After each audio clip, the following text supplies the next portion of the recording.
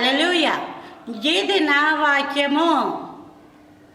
17వ తారీఖు 3వ నెల 2026వ సంవత్సరం.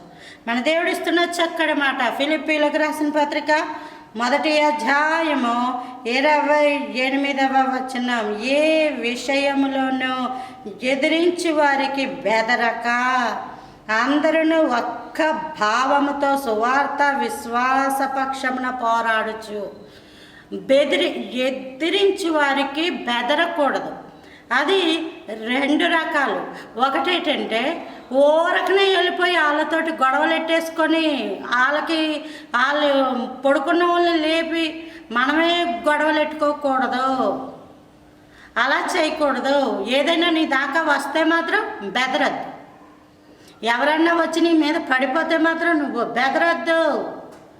దేవుని విషయంలో నిన్ను ఎవరన్నా అడిగితే కనుక నువ్వు బెదరద్దు.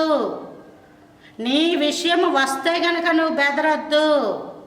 అలా అని నీ మటుకు నువ్వు వెళ్ళిపోయి 10 మంది కూర్చున్నప్పుడు వాళ్ళతో ఏదో మాట అది తీసుకొచ్చి దానివల్ల దెబ్బలాట్లెట్టేసుకొని గొడవలెట్టేసుకొని దేవుని గురించి పోరాడానంటే దేవుడు నిన్ను కాపాడు. దేవుడు నిన్ను నిలమనలేదు. దేవుడు నిన్ను అక్కడ గొడవలెట్టమని చెప్పలేదు.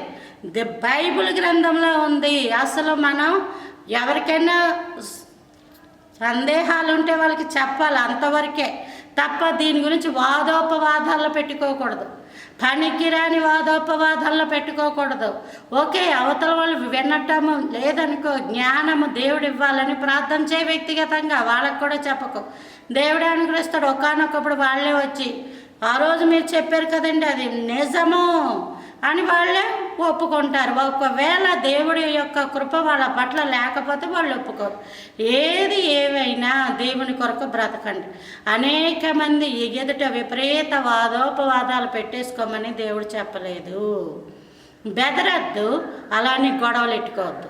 నీ వరకు వచ్చి నిన్ను పిలిచి నిన్ను నించోబెట్టి అడిగితే మాత్రం నీవు బెదరద్దు. దేవుడే ఇచ్చిన అవకాశం అని అప్పుడు రూఢిగా గట్టిగా సమాధానము చెప్పు. కానీ నీ మటుకు మీరైతే ఎందులోని కూడా వెళ్ళొద్దు.